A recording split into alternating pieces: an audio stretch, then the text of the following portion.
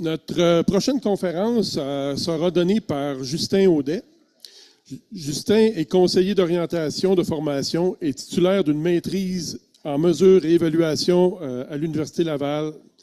Il travaille pour le Cégep de Rimouski depuis 2005. Autodidacte dans le domaine agricole, il est un passionné de génétique animale. Il est copropriétaire de la ferme Le Biscornu, qui a reçu ses premières brebis en octobre 2004. Depuis ses débuts, l'entreprise se consacre à un élevage exclusivement sur pâturage intégral. Première ferme canadienne certifiée bien-être animal, Animal Welfare Approved en 2010, puis Grass-Fed en 2014 par Greener World. Leur élevage est également multirécipiendaire du prix de la reconnaissance Génovis en race maternelle, donc 4 fois le volet Québec, la première place de différentes années, les années passées, une autre fois volet Québec, 3e place, et 3 fois le volet canadien, la première place. L'entreprise possède un troupeau fermé et pratique l'insémination artificielle par voie vaginale avec semences congelées depuis 2006 sur chaleur naturelle. Je passe la parole à Justin Audet pour une conférence de 45 minutes sur la certification et la génétique ovine. Justin? Bonjour tout le monde. Avant de commencer, j'aimerais juste savoir à qui je m'adresse. Donc, qui élève du bœuf ici? Peut-être lever la main. OK. Qui élève du mouton? Je pense qu'on est moins. OK, excellent. Il y en a quand même plusieurs. C'est bien. OK. Il y en a-tu qui sont en pré-démarrage, ils ont des idées, ils pensent à ça, et ils ont commencé à faire leur plan d'affaires? Quelques-uns, parfait. Excellent. OK. Moi, c'est sûr, là, passer après Greg, j'ai vraiment le sentiment de l'imposteur aujourd'hui. Je vais quand même essayer de vous conter notre histoire. Il y a plein de punchs que Greg m'a volé, là, que j'allais dire, puis que ça m'a un peu déstabilisé dans ma présentation, mais c'est normal parce qu'on vit les mêmes choses. Okay? Je fais partie des pionniers avec Brian, avec Greg. La ferme a commencé en 2004, puis à l'époque, juste le fait de penser d'aller au pâturage avec des moutons, bien, carrément, on s'est fait traiter de fou. Un peu comme Greg qui n'arrête pas de dire ça aussi. Même ça a donné le nom de notre ferme. On s'est rendu au MAPAC pour aller chercher notre premier prêt agricole pour acheter des bêtes. On monte notre plan d'affaires, puis le gars nous dit que c'est sûr, ça ne fonctionnerait pas. Qu'il allait nous prêter l'argent parce qu'on avait la terre, on avait les avoirs. J'ai plus de bague de mariage parce que je pense que je lui ai laissé aussi. Ça fait en sorte qu'à l'époque, c'était comme impensable. À l'époque, on aurait fait cette journée-là aujourd'hui, puis on se serait probablement retrouvé 10 personnes dans la salle seulement, dont la moitié qui aurait traité les autres de fous. Fait que vraiment, je suis heureux de voir aujourd'hui, 2024, de voir les gens qui s'intéressent à ça, de voir les gens qui veulent remettre les bêtes à l'extérieur, puis qui ont compris que c'était un mouvement naturel chez l'animal, mais c'était meilleur aussi pour nos terres. Excellent. Fait que, on est certifié, moi je vais vous parler de notre ferme, mais à travers tout ça, c'est pour vous parler de la certification de Greener World, qui se trouve à être un certificateur américain qui couvre sur le territoire canadien. Ils ont eu l'autorisation de venir faire des certifications au niveau du Canada en 2009. Ça s'était donné que nous, on était tombé sur un grass farmer, puis on avait vu une annonce, on les a contactés, faites-vous le Canada, on vient juste d'avoir l'autorisation.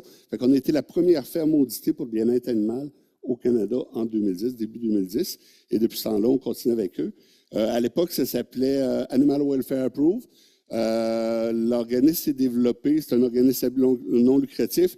Il a passé à travers une nouvelle main qui est Greener World. Ils ont gardé Animal Welfare Approved, mais ils ont fait d'autres sous-divisions pour aller chercher d'autres certifications à travers, et dont la certification Grass-Fed.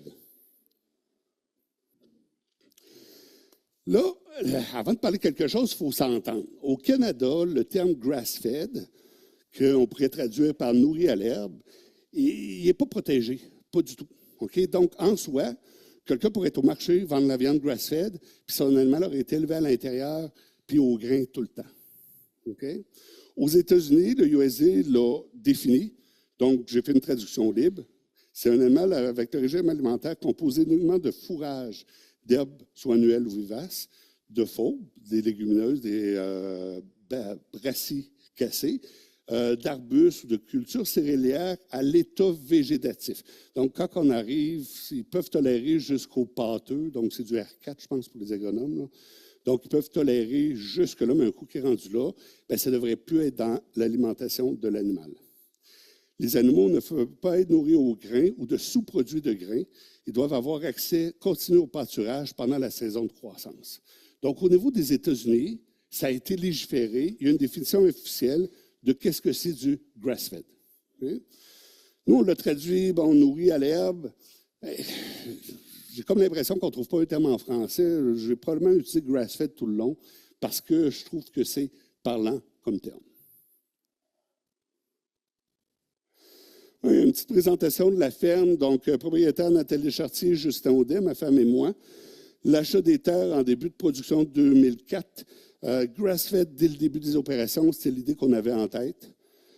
Ou presque. Okay, pourquoi, je vais vous dire, c'est de la faute des agronomes, c'est de la faute du vétérinaire au début, parce que les gens ne connaissaient pas ça. Puis ceux qui connaissent un peu le mouton, il y a de la toxémie de gestation, que les moutons sont sensibles.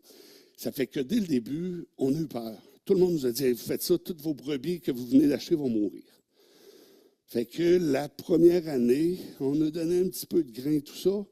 Puis en me mettant à donner du grain, ça se mettait à chier mou. Puis là, je ne comprenais pas. Mais bref, on a donné un peu de grain dès le début.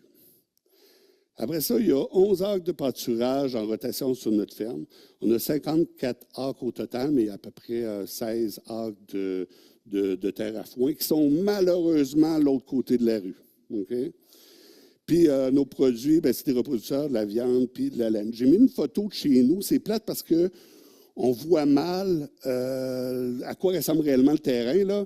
Mais mon voisin arrière, c'est un centre de ski. Moi, je suis sur la façade sud, là. Fait que vous avez une idée de la dénivellation. Je n'ai pas l'autre côté, mais quand même, c'est à peu près, là, on représente là, 25 de dénivellation chez nous. Puis buté comme ça partout. Okay? Puis le restant de ma terre ressemble à ça aussi. Fait que les gars qui viennent de Saint-Hyacinthe puis qui atterrissent chez nous, puis ils disent, tu fais vraiment du tracteur là-dedans? T'es un malade. Okay? Ça ressemble à ça chez nous. Écoute, j'ai acheté ça, néophyte, innocent comme ça se peut pas. On ne l'a pas payé cher, la maison était finie. Puis on trouvait ça beau puis bucolique. Achetez pas une terre comme ça, je vous en supplie. Ça a été beau pour nous, 2004 jusqu'à peu près 2014. Et depuis ce temps-là, à Rimouski, quand vous êtes dans la flotte partout, nous, on est dans la sécheresse. Okay? Fait que ça fait à peu près 10 ans de sécheresse que je vis. Avant, 10 ans dans les 10 dernières années, 7 ans de sécheresse que je vis. Fait que ça t'offre les premières années, mais à un moment donné, c'est dur à récupérer un petit peu. Ça fait que j'ai très hâte que ça retourne à la normale, mais j'ai comme l'impression que c'est ma nouvelle normale. OK? Donc, notre race de mouton, c'est du mouton islandique. On va parler un peu plus tard. On a gagné des prix Génovis.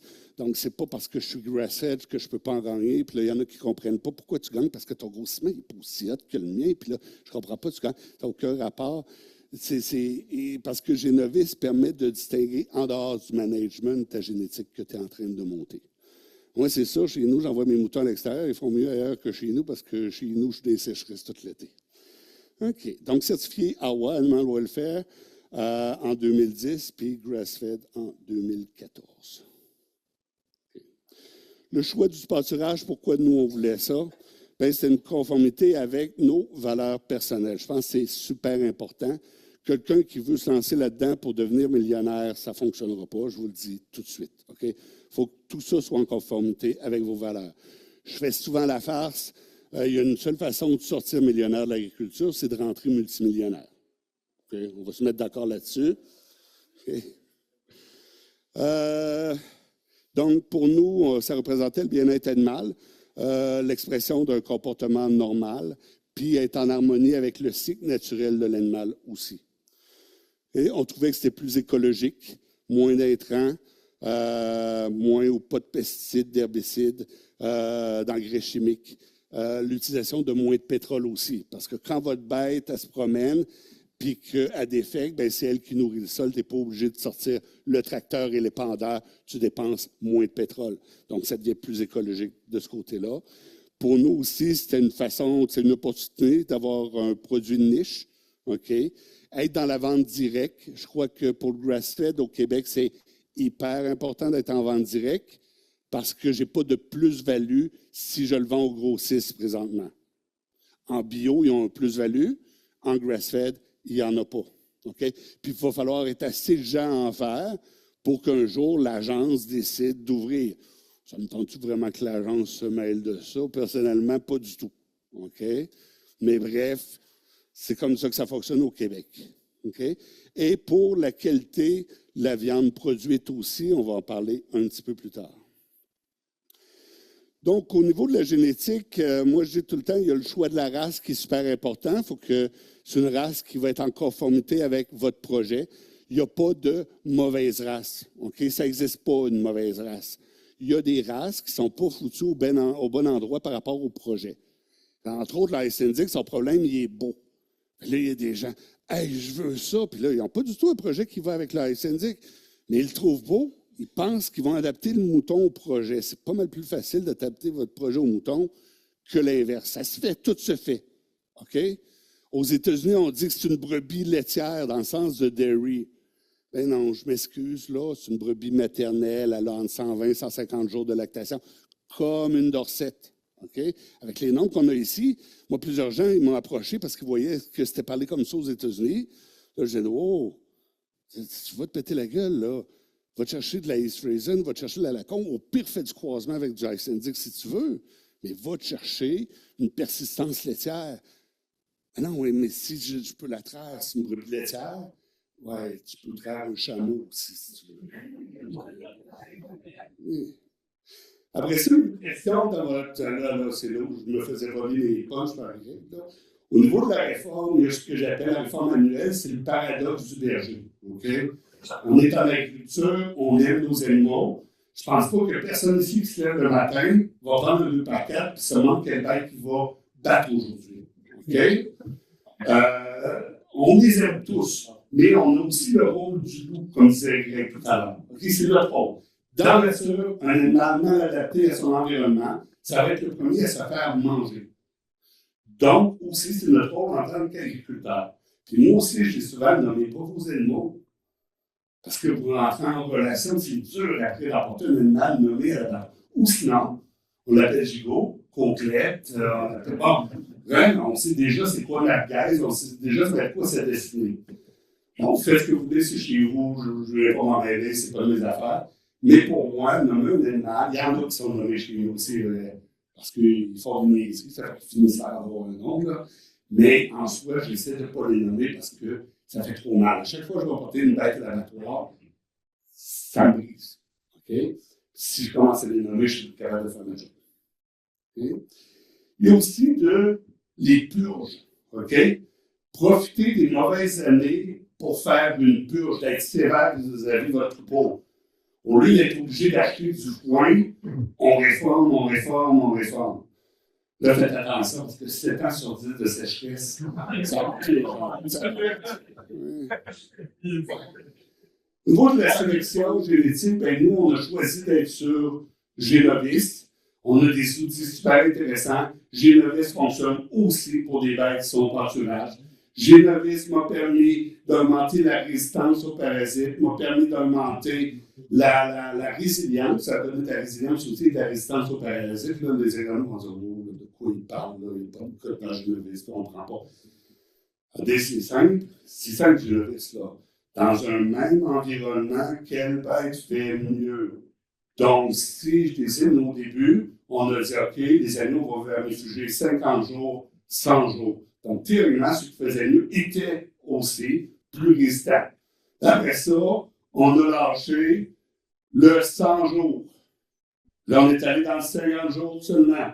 Puis après quelques années, on a lâché au complet les vermifuges. Hein? Jusqu'à l'été dernier, dans une sécheresse, mais super humide, où il y a tout le temps comme une brûle le matin, mais pas assez pour nourrir le sol, les vers vont popper. Okay? Avec leur analyse de sel, tout ça. Toujours la loi de Pareto qu'on appelle le 80-20, 20% des bêtes qui causent du trouble pour 80 qui vont bien. Donc, dans la loi de Pareto, on regarde ça, ça donne encore ça. On fait des prélèvements. Avec les bêtes, là, oui, ça commence à chuter, là, mais il était dans 3500, 4000 de décompte. OK? Ça, c'est mon 20%. Puis les autres se maintenaient dans 300. Donc, il y a eu du travail de fait. Là, on embarque sur la génomique, au niveau de la génétique, j'ai hâte de voir ce qu'on va pouvoir en faire précisément. C'est sûr, dans la sélection, il y a toujours le phénotype, hein? La conformation, c'est important parce que la bête, elle a marché, elle a se déplacé, tout ça. Donc, une bonne conformité, c'est toujours important. Après ça, ouais, j'avais dit l'environnement, c'était le mot. Allez chercher le même environnement pour des bêtes. Si vous voulez partir un peu chez vous, essayez d'avoir quelqu'un qui offre le même environnement parce que ça va être déjà des bêtes qui vont être travaillées pour votre chez vous. Et moi, j'ai toujours pas de sélection sans pression. OK, j'ai fait des affaires dans ma vie où j'ai retourné en sachant que j'étais exactement dans la vie de l'hémolocus, dans le cycle, au mauvais moment. Là, il faut faire attention, là. Je fais des reproducteurs aussi, hein, je veux travailler en génétique, pas des conseils à donner pour ceux qui cherchent juste le grossissement. Là.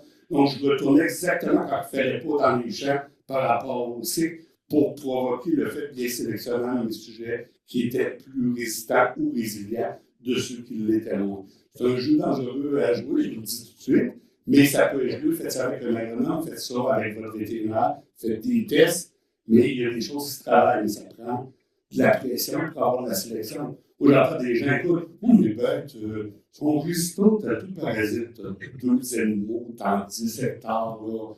On va parler d'autres choses. Okay. Puis pour améliorer aussi, on a fait de l'estimation par voie vaginale chez nous, c'est à peu près aux 3 ans qu'on en fait. Contrairement à la vache laitière, nous on cherche des mâles pour emmener du nouveau sang dans notre troupeau. Les vets vont me dire que c'est impossible chez le mouton. C'est une méthode standardaise qui fonctionne sur le mouton standard qui théoriquement fonctionnerait sur tous les leurs calculs courts. J'avais écrit les vets à les lire avant de me dire que c'est impossible, s'il vous plaît. Et d'aller voir aussi l'Université du Maine qui l'a essayé. Donc, avec des taux de succès super bons. On parle en Islande autour de 60, 50, 70. Les Américains ont plus dans les 50 avec la technique. Chez nous, on a l'avantage d'utiliser Génovis. Fait que je vais chercher mes brebis les plus maternelles. Puis, je ne vous dirai pas le taux parce que personne ne va le faire ici. Sérieusement, on a frôlé souvent on est entre le 90 et 100%. Fait que ça fonctionne super bien, on est super content. Je ne dis pas que c'est bon pour toutes les races, mais il y aurait plus de recherche à faire autour de ça. Et le choix de race, je reviens au fait qu'il n'y a pas de mauvaise race, c'est important. Pourquoi je parle de choix de race? Pourquoi je parle pas de la certification? Parce que choisir sa race fait aussi partie de la certification. Choisir une bonne race, être capable de justifier votre choix de race. Donc, nous, on était allé chercher dans Extensic parce que c'était une race qui était saisonnalisée, c'est-à-dire qu'elle n'est pas fertile à l'année. Chez souvent, dans le style québécois, on cherche à faire plusieurs générages par année, donc on veut des bêtes qui vont être fertiles à l'année. Nous, on ne voulait pas avoir ça parce qu'on fait un élevage gracile, un élevage de pâturage, il n'y a pas de pâturage dans le neige. Donc, j'avais besoin d'une bête qui allait être fertile pour avoir des jeunes à temps au pâturage.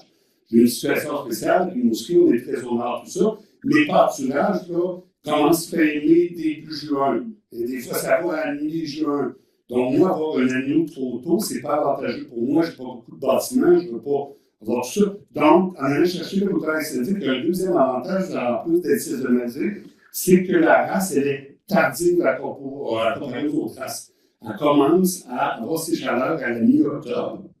OK? Ça, c'est la chaleur qu'on appelle la chaleur silencieuse, souvent. Donc, masculée, c'est pour le soumettre à l'air. Donc, à partir de novembre, on peut mettre les bêtes au pâturage qui va donner des anérages environ fin mars. Chez nous, ça va être 1er décembre. On va être au niveau du 20 avril environ que je vais avoir mes premières naissances. Puis aussi, vu qu'il y a une bonne fertilité dans la race, habituellement, je vais réussir à annuler en 19 jours l'ensemble du troupeau en juillet printemps.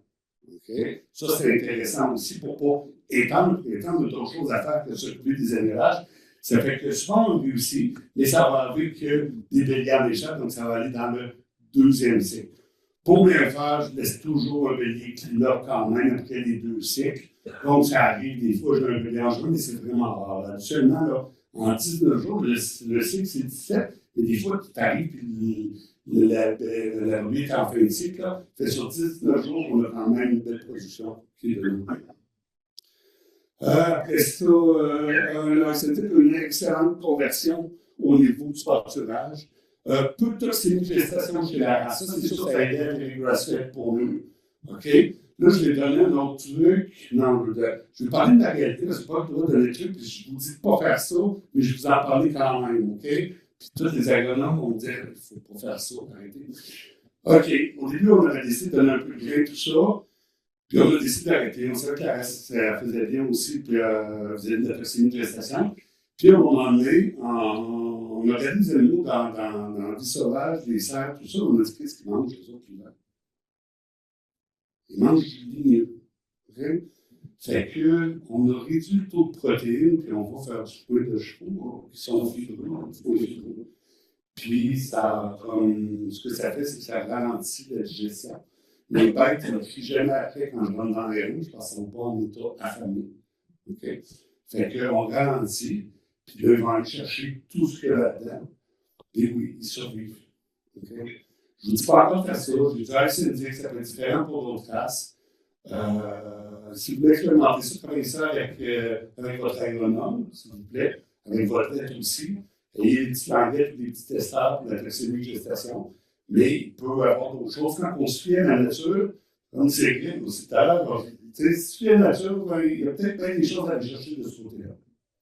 Puis les animaux ils ont un bon poids. Dans la race, on parle de 6 à 9 livres pour les jumeaux.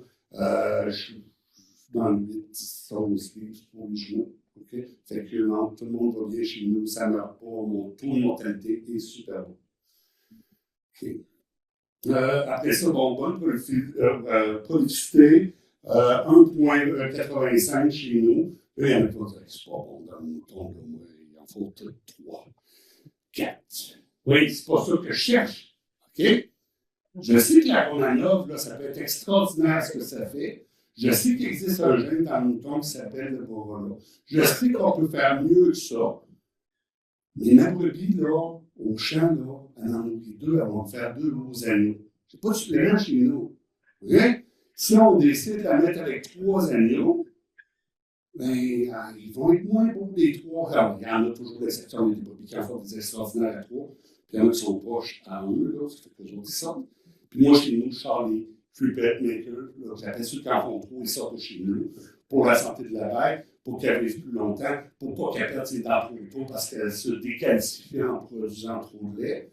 Donc, pour moi, le taux est merveilleux parce que souvent, c'est 1,5 la première fois qu'elle a réussi à faire ça, 2 à peu près le restant de sa vie. Okay? Donc, pour nous, pour notre projet, pour faire du grass-fed, c'était parfait. En passant, je vais dire qu'il n'y a pas le Borola, il existe le TOCA. Okay? C'est un gène qui va faire en sorte qu'elle a tendance à en donner 3. Double gène TOCA, infertile. C'est que je ne veux pas jouer non plus avec ce gène-là. Bon. Tandis que si tu mets plus le Borola, les autres brebis, ça pèse le plafond, c'est notre envoie-site. T'as vu une fois des quadruplets chez nous. Puis j'ai pas été capable de tuer une des brebis, ma fille l'a nourri au biberon, tout traité, ça a pris ce que j'aimais chez nous. Hein? C'est ça, puis elle l'a nommé en plus. OK, pourquoi quand je choisis la syndic aussi chez nous, le goût exceptionnel de la viande, tout le monde dit ouais, tout le monde dit ça, j'ai de l'excellente viande. Vous laissez un jour, s'il vous plaît. C'est vraiment excellent. Assez excellent que la race a eu une reconnaissance mondiale, un peu comme le champagne, puis officiellement, une appellation contrôlée, je n'ai pas le droit de vendre Icelandic Lamb.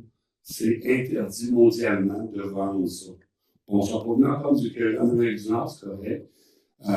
Moi, j'ai l'avantage que je suis au Québec, donc agneau Icelandic. Icelandic, c'est pas ma faute, au Canada, c'est le nom de la race. C'est pas le lieu. OK? Mais en soi, c'est un agneau qui a été mondialement protégé comme certains produits contrôlés dans le champ. Gestion pour chez nous, les ouvriers, fin novembre, 2 cycles, plus un rallye de clean-up. Naissance fin avril. Après ça, début des passages, comme je disais tout à l'heure, fin mai, début juin. Pesées génovistes qui vont se faire fin juin, mi-août, avec l'échographie d'œil de longe. Sélection fin août, je sors mes reproducteurs. Après ça, c'est ma période d'abattage. Fin septembre jusqu'à début novembre. Il y en a qui vont dire, ouais, mais chez nous, c'est une question de poids. C'est correct. Chez nous, c'est une question de temps. Parce que je n'ai pas de place pour garder plus de moutons que j'en garde présentement, parce que je suis limité en fournier à cause des sécheresses.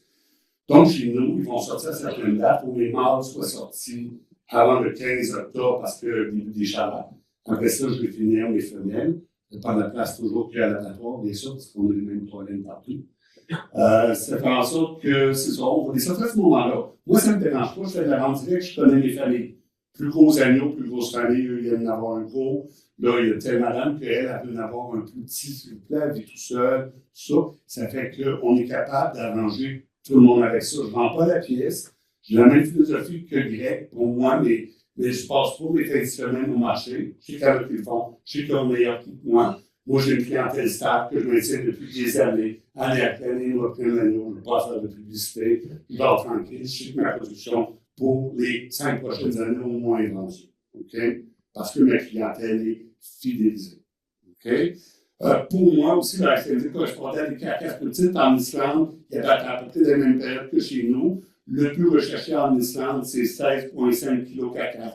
Je sais que c'est pas gros, OK?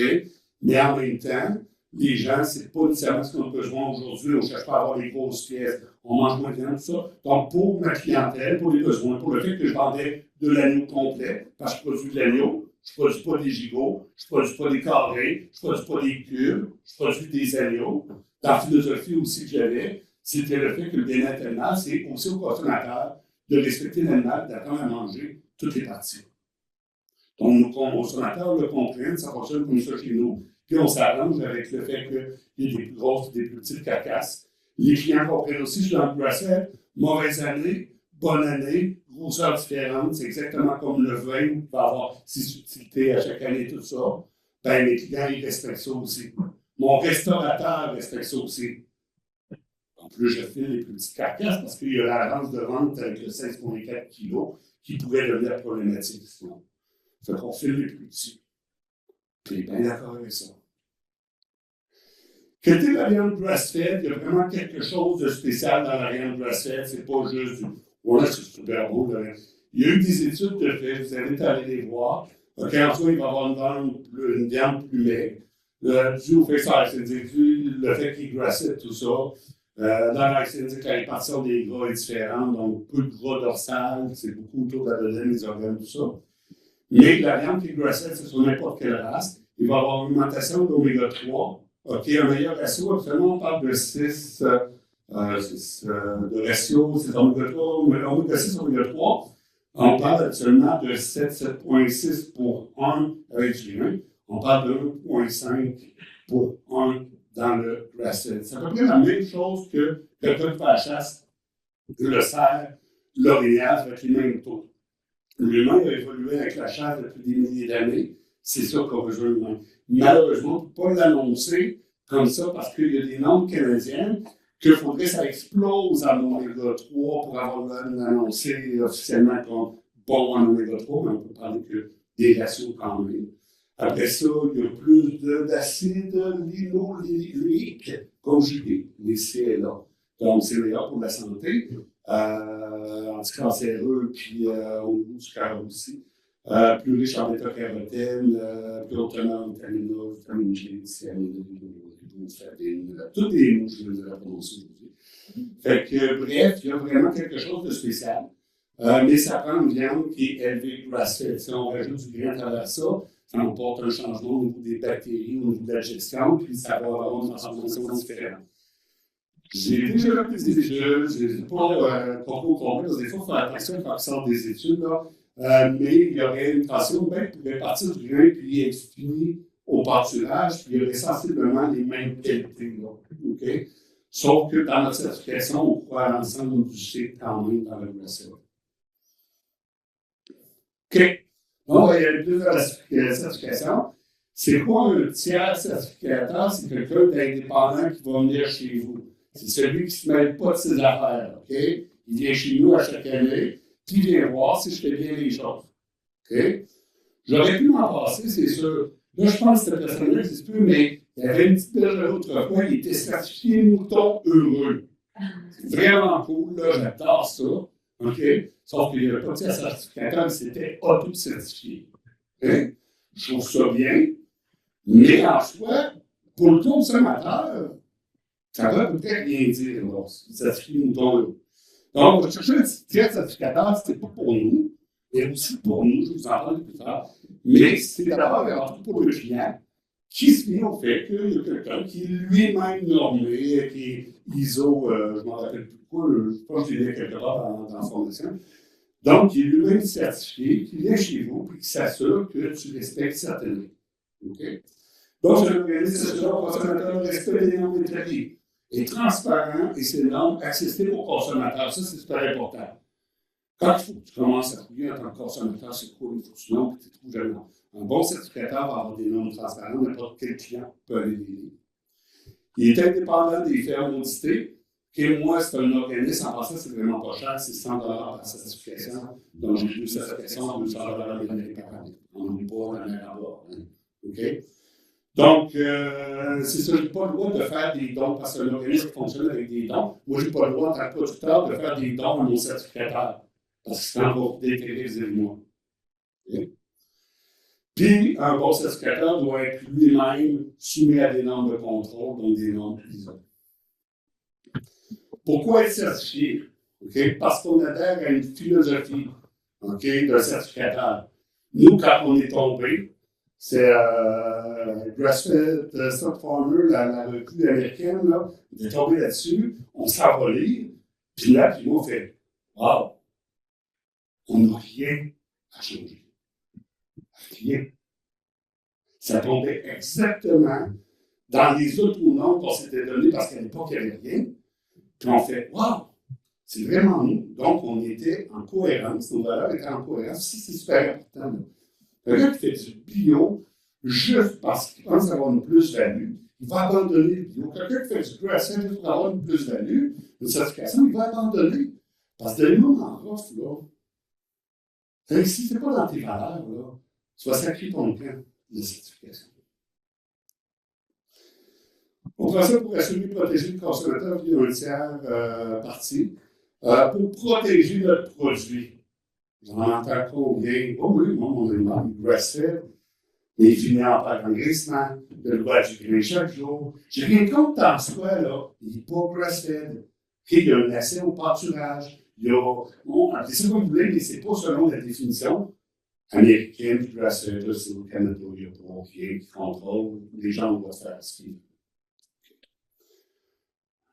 OK. Aussi, pour faire partie d'une communauté, nous, ça nous a permis d'arrêter de dire que peut-être qu'ils ont raison, peut-être qu'on est fou pour faire ça. Donc, quand on est tombé sur la certification, on dirait qu'on est une gang de fous ensemble, on va aller les rejoindre. Donc, on s'est senti moins seul. On fait partie d'une communauté, c'est intéressant aussi. Puis en passant, cet organisme-là, ont des agronomes, ont des vétérinaires, tu as un problème, tu peux leur écrire, tu peux les appeler, puis ils vont chercher des sources de solutions avec toi. Donc, la première base pour être certifié, on ne peut pas aller chercher juste la certification de Grass-Fed avec Greenwald. On est obligé de passer par la certification de bien-être animal. Cette certification-là est basée sur la science animale. Okay? Donc, AGW, c'est un certificateur qui est accrédité Evangeline de l'ISO, le 17065. C'est un organisme certificateur à but non lucratif. Identifie, audite, certifie, promeut des systèmes agricoles durables en soutien avec les agriculteurs et en informant les consommateurs. Il assure plus de. Il supporte présentement plus de 6 000 fermes à travers le monde parce qu'on a des gens qui sont certifiés au Canada, aux États-Unis, au Royaume-Uni, en Afrique du Sud.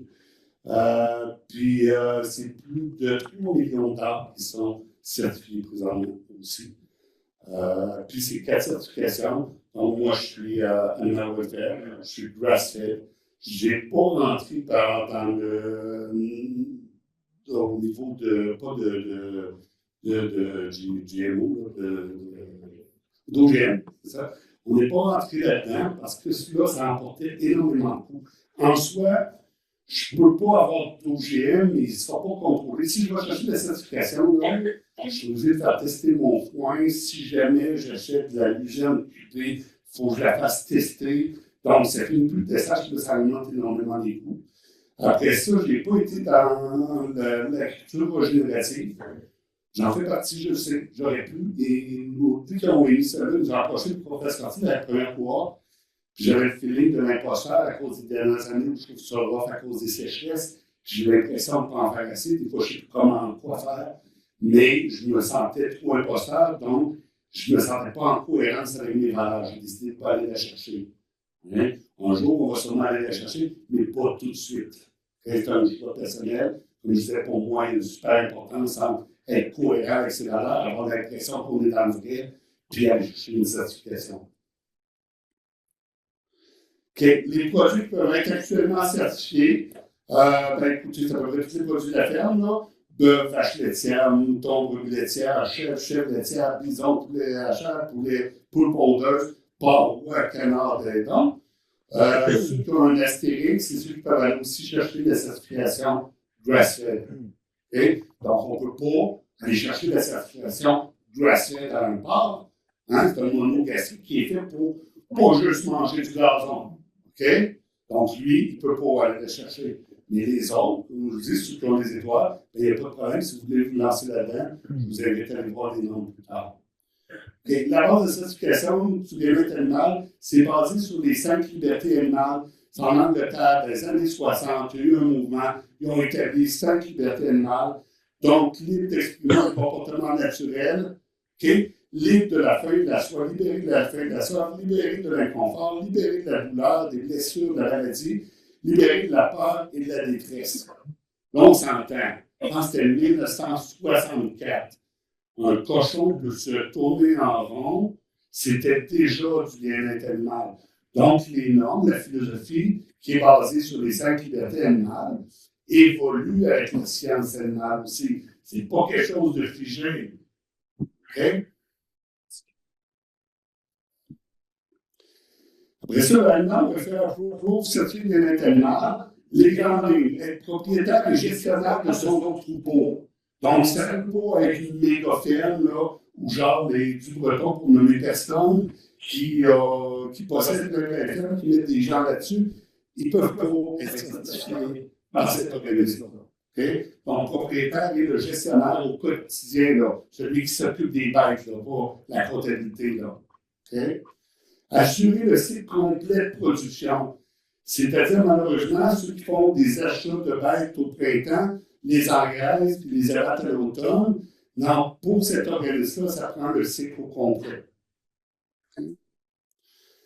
Après ça, après ça, l'audition, des installations de gestion de troupeaux, quand on vient chez nous, ils ont dit les lieux. Okay? Il va y avoir l'audition de mon abattage et de l'abattoir. Okay? Donc, il va falloir que les animaux qui rentrent ce jour-là quand ils font des. Si les derniers ne sont pas prêts, ils ne viendront pas au mois de mai pour faire mon abattoir. Ils savent quand est-ce que c'est une période d'abattage. Ils vont se déplacer, ils vont visiter l'abattoir, ils vont regarder l'abattage, c'est sûr que c'est bien fait. Et ils vous disent aussi pour s'assurer qu'un chien rassembleur, ce ne soit pas n'importe quoi, que tu contrôle dessus, que ce ne soit pas un stresseur pour rien sur les animaux. Ils vous disent votre chien gardien, pour s'assurer qu'il y a un espace à lui, s'il faut qu'il y ait un retrait à sa cabane, qu'il soit bien traité aussi. OK? Bon, c'est pas compris, cette partie-là, je jure. Moi, j'ai évité ça, j'ai un dame. J'ai mes chiens qui m'aident à rassembler, mais j'ai mis la mort. C'est eux qui gardent mon troupeau. On est allé vers là, pourquoi? Parce que chez nous, on n'a pas d'ours, parce que chez nous, on n'a pas de cougar. Donc, le meilleur animal, selon les recherches, c'était le lama. C'est celui qui nous coûtait moins cher à la jour. C'est celui qui était pas mal plus sûr de faire la job. Puis celui que j'avais pas à m'en occuper chaque jour parce qu'il bouffe la même chose que mes moutons. Ça m'évitait du trouble de m'occuper d'un chien. Donc, j'ai 2 chiens. C'est mes 2 chiens de maison. C'est mes 2 chiens qui m'aident à rentrer. Moi, j'appelle les moutons sont dans le fond des champs, des câbles sans ménage. Okay? Après ça, les chiens, ils pour ça en dedans, ce qu'ils ne veulent pas rentrer. Fait que là, les chiens, ils aillent juste pour la faire ou tout ça en dedans. Sinon, c'est 2 chiens partout à la maison, là, qui vivent leur vie avec les autres qui tombent dans la vie. C'est bon? OK. Après ça, il y a des normes, je vous invite à les voir. Et moi, je pensais pouvoir me dépasser tous les tableaux. Puis c'est comme une distance où je commence à moins voir. Puis mes lunettes que j'ai ne m'aideraient pas plus à cette distance-là. Bref, c'est ça. Donc, allez voir les normes vous-même, il y a des choses qui sont déjà acquises. Au niveau de la 3, la 6, la 11, la 12. Donc, la 3, au niveau de la santé animale, au niveau de la nourriture et l'eau, au niveau de la gestion sur papier du troupeau, là, toutes les données qu'il faut régler, puis au niveau de la dose, de la manière qu'on les manipule, avec toutes les normes qu'on a au Canada et au Québec, là, je vous dis, là, 2 doigts dans le nez, c'est facile à atteindre. Ce ne sera pas un problème de ce côté-là. OK? Exemple, pour avoir eux, travailler avec eux, qui connaissent, écoute, au Québec, le soir des médicaments, tu n'as quasiment pas le choix. OK? Fait que, bref, avec le tagage, chaque animal doit être identifié. Vous allez voir des noms super simples. OK? Chaque animal doit être identifié, blablabla. Au Québec, avec nos tags, on n'a pas le choix. Okay? Donc, il y a énormément de choses qui sont plus des irritants pour des Québécois si vous avez cette certification-là, parce qu'on la couvre déjà. Okay? Par contre, il y a des choses qui vont peut-être devenir plus irritantes. La 16, la 16, la 17. Donc, au niveau du transport, lui aussi, le transport, là, il est déjà atteint complètement. Okay?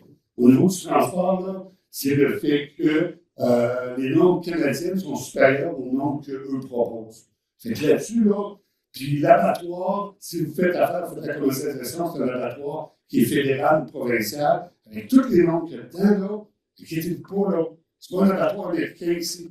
Fait que les gens chez nous, là, ils trouvent ça vraiment drôle parce qu'on répond à tout. C'est intéressant parce qu'il a quand même emmené à l'abattoir des choses. À un moment donné, là, le gars, il a travaillé avec Mme Tempo, qui est une spécialiste, puis il rentre sur l'abattoir. Il regarde le gars. Il y a le gars d'animaux, là. Il dit, tes animaux, ils arrêtent tout ici, hein, t'as de la misère. Tu vois, comment ça, c'est ça? Il dit, t'as un petit décalage d'ombre, ça, rajoute une lumière à cet endroit-là, puis ça va aller super bien. Tu sais, des affaires de même, donc, les certificateurs peuvent apporter du poids. Mais il y a des choses qui vont devenir plus difficiles. Dans les irritants que vous allez avoir, là, il va y avoir le fait qu'en espacement, si vous voulez des ordres intérieurs pendant la période d'hivernage, on parle de 35 pieds carrés par brebis. C'est beaucoup. OK? Fait qu'il y a des choses comme ça que, oui, qui peuvent devenir des irritants. Les normes, même, à travers les époques, depuis qu'on est certifié, ils ont changé. Puis pour nous, ça a créé un problème aussi, mais ça a été avec les sécheresses où on a dû diminuer le trop, ça vient de donner. Je vous dirais que j'aime ça, travailler avec du 35 pieds carrés par brebis, là, sérieusement. Là. Je trouve que les bêtes sont bien, tout ça. Mais tabarouette que les bâtiments, l'hiver, quand il fait frais, ils ne se font pas 18 ans. Mais c'est ça. Mais il y a des irritants, ça, je ne le cacherai pas. Allez les voir, allez les lire. Il y a des irritants, mais ce n'est pas si pire que ça. Ce qui va être le plus nuisible, là, comme je vous disais, ça va être vraiment au niveau de l'espacement, pour le bien-être animal. Là. Puis nous, c'est à peu près tout ce que je vous dirais que ça va poser des problèmes. Mais c'est pas ça, c'est important. Déjà terminé, ça va trop vite. OK? Vite. Après ça, on peut se faire certifier grass-fed. OK? Puis grass-fed, en fait, on va éviter tout ce qui va être grain. On va éviter tout ce qui va être au niveau des drèches aussi. On va éviter tout ce qui va être la betterave en cube aussi. On peut aller vers la luzerne en cube. Mais grosso modo, il devient plus restricteur que le bien-être animal sur le côté nourriture. Et tout ça pour dire qu'on va passer plus tard les avantages, tout ça, juste pour terminer les avantages de la qualité du produit, de protéger son produit, tout ça. Et comme je fais la farce à la fin, je dis ça sert aussi à faire des belles photos. Parce que je ne sais pas si vous remarquez, mais à chaque fois qu'on veut vendre un produit de ferme, c'est des animaux à l'extérieur. Et c'est vrai que ça fait des belles photos. Puis vous en avez vu plein d'elles aujourd'hui. Ça fait que ça ressemble à peu près à ça. Y a-t-il des questions?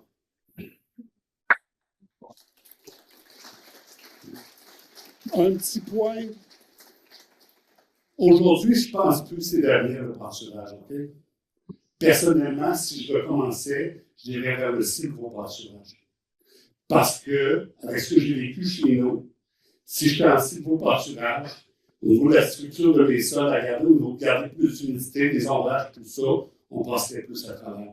Donc, je voulais emmener ce projet-là vite, mais c'est vraiment l'avenir, selon moi. Merci, Justin. Est-ce qu'il y a des questions? On a quelques minutes pour les questions.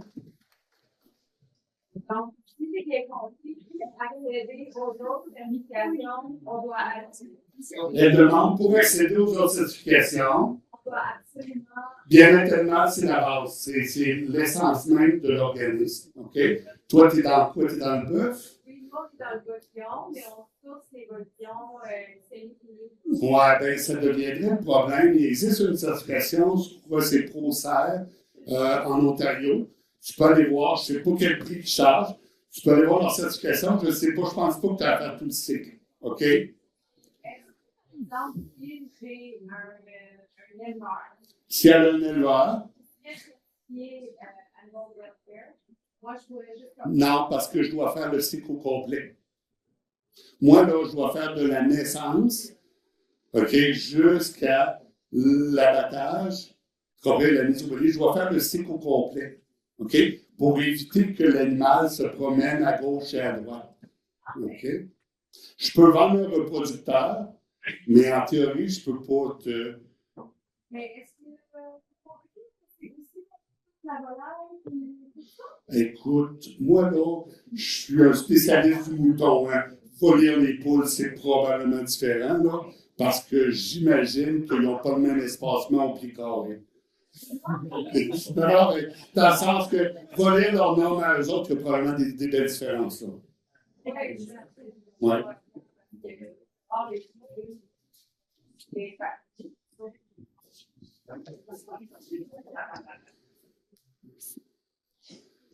J'imagine qu'il doit y avoir des différences au niveau aviaire parce que c'est rare les producteurs qui font naître eux-mêmes, mettons, leur cocacheur et leur Ben, c'est rare dans notre système québécois aussi que les gens font naître leurs besoins.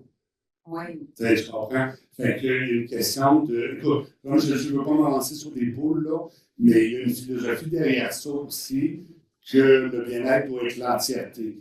Écoute, il y a peut-être de quoi dans les poules si ton producteur de poussins serait certifié, là, mais avec ce qu'ils demandent ici au Québec, les quotas, tout ça, s'en aller là-dedans avec les prix de quotas, peut-être que ce serait mal adapté pour le Québec et le Canada pour si jamais ils peuvent transférer. Tu comprends? Merci.